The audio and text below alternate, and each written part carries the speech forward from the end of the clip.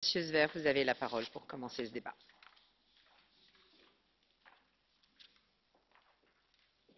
Hvala lepa za besedo.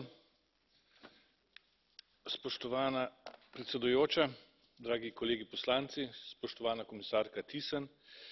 Erasmus predstavlja simbol evropskega povezovanja, simbol Evrope, ki skrbi za mlade, Evrope, ki ji je mar za državljane in je prava evropska zgodba o uspehu.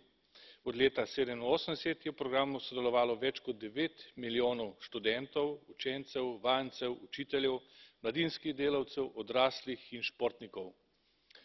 Program iz leta v leto podira rekorde, vsako leto financira več projektov, udeležba je vse večja. Vse kaže, da se bo v tem obdobju udeležilo raznih oblik sodelovanja v Erasmusu okrog 4 milijone Evropejcev, za obdobje 2021-2027 pa je napovedano kar 12 milijonov udeležencev. Te številke zvenijo lepo, a vemo, da bo med letoma 2014 in 2020 Erasmus lahko podprl le 3,7% mladih v Evropi. V Erasmusu je povpraševanje torej ogromno, denarja pa je vedno premalo, tako za mobilnost kot za mnoge druge projekte. Če bi študenti dobili višje štipendije, bi se jih na izmenjave prijavilo veliko več. Če bi bilo več sredstev na voljo, nam ne bi bilo treba zavrniti toliko dobrih, kvalitetnih mladinskih projektov. Zato sem za obdobje 2021-2027, torej za naslednji finančni proračun, perspektivo, predlagal trikratno povečanje sredstev iz 15 na 45 milijard evrov. Če želimo potrojiti število udeležencev, če želimo dodati 3 velike nove pobude in če želimo narediti program bolj dostopen, potem podvojitev sredstev, kar je predlagala Evropska komisija, ne bo dovolj. Pri pripravi poročila o novem Erasmusu sem predvsem želel okrepiti in izboljšati tradicionalne aktivnosti oziroma podprograme, med njimi mobilnost in različne projekte.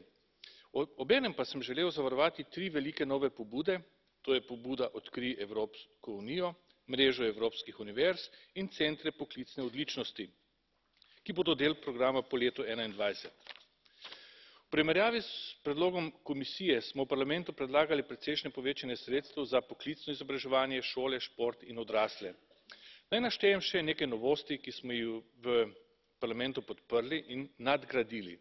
V novem Erasmusu bo več možnosti za manjše projekte in manjše organizacije, ki so do sedaj imele težave pri dostopanju do programa. Novi Erasmus bo prinesel več možnosti za učenje tujih jezikov, za mobilnost šolarjev in profesorjev v šolah, pa za mobilnost predšolskih vzgojiteljev ter več možnosti za mobilnost in projekte za odrasle. Novost bo tudi mobilnost za športne trenerje in za posamezne športnike.